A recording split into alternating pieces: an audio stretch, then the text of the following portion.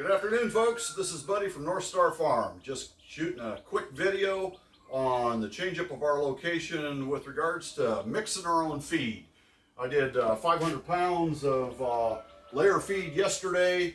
I've got another 600 pounds of layer, and I believe another 100 pounds of some holding. Our cement mixer is what we're using to mix the feed in. And as you can see here on top is our dust cover and tie down rope.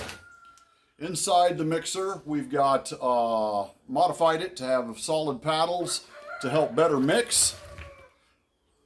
Got my hearing protection because as you can see here, I am in a 53-foot reefer.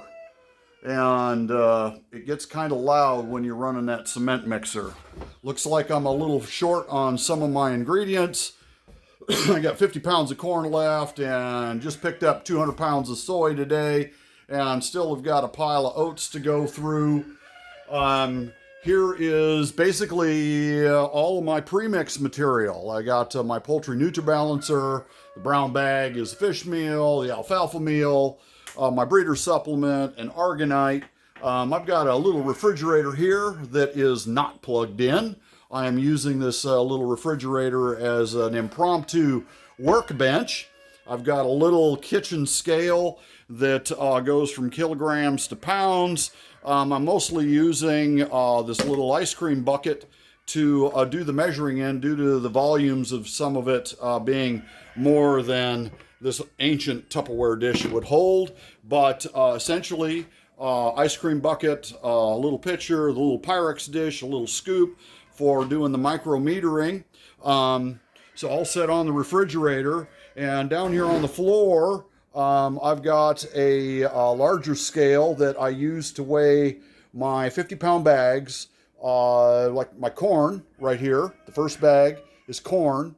They come 50 pounds, and I've got to scrape about 4 pounds out for 46 pounds for a lot of my recipes. So what I'm doing here is I'm doing up my premix and on the little scale, and I'll have my row of bags up against the wall here, and I'll dump my premix in first, and then I'll weigh out my soybeans and put my soybeans on top of the premix, because as you see here in this bag, this alfalfa powder gets pretty dusty, and when you're dumping it in the cement mixer, that's the first blast of dust you get is the alfalfa powder. So I dump the soy on top of the alfalfa to cut down on the amount of dust I'm breathing as I'm loading the cement mixer. Now, as I mentioned earlier, the oats, when I get done setting this all up, I'll have a bag of oats sitting on top of each pair of bags. So I've got my corn in the front bag, my premix with the soy in the back bag, and on top of it, I'll have a bag of oats. And so at first, I'll take and dump the oats into the cement mixer. And well, I didn't show it, but we're adding oil. We're adding oil to our mix to add more fat, and that goes on the oats, and that is to help keep the corn and the soy from clumping in the mixer. So I first put the oats in, put the oil on top of the oats, fire off the mixer, run the mixer for 30 seconds, a minute and a half to mix the oil into the oats. Then I dump my next bag is the corn, dump the corn in, run it for a minute and a half to 2.5 minutes, shut it down, wipe all the oil-soaked corn oat residue off of the sides of the drum. It isn't very much. We're talking like 1/4 cup behind each of the paddles. That's it. And then I dump my premix in and put the lid on. Keep the dust down.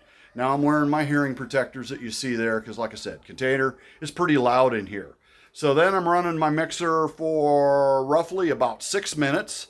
And then one of the tricks I found, because when you go to dump, there's in this mixing process, the drum is tipped at an angle and you have a lot of dust on the outer edge of the drum. So I tip my drum down one more notch lower, get the pressure of the grain mix, actually on my my cover. The cover's held on because the rope goes underneath this lip edge here to help hold it secure. So I run it for 3-4 revolutions to scrub all the powder off, get that powder into the feed, and tip it up. And then I've got this black tote. This black tote was the key piece for making this a one-man show. For me, trying to scoop the grain out of the drum into a grain bag was brutal. Usually we had another person, my wife, my son, or Ben or brother-in-law, helping load the bags. Well, now that I have this tote here, I dump my 100 pounds in, go and do my next batch, dump that 100 pounds in. I've gotten a 6-minute break on the last batch, about a 3-minute break on the batch before that. Start my next batch up, pull the tote out, use the blue-handled grain scoop on that bucket, and put 50 pounds of feed into the grain bag. 50 pounds is such that it is easy for me to handle taken to the flock on the back of my tractor. So flock is pretty close. So anyway, that is it. Again, I got to do my premix, which is up against the wall. To put the soy on top of that to keep the dust down. Put my corn on the outside row. Put my oats on top of that to facilitate me having a break on every batch. If I didn't do it that way and I metered the soy and the oats and the corn every time I did a batch, there would be no break whatsoever.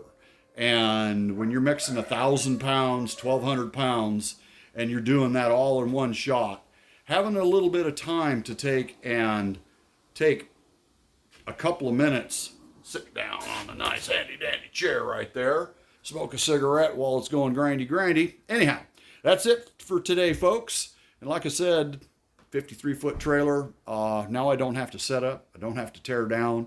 All I got to do is sweep up a little bit before I get started and sweep up when I'm done. Because as you see, way in the back there, that is where I am building my boxes. And so not only do I not want to breathe dust, I need this environment to be as clean as possible. Keeps the bugs down from the feed and keeps my shipping boxes in nice condition. All right, folks, have a good day.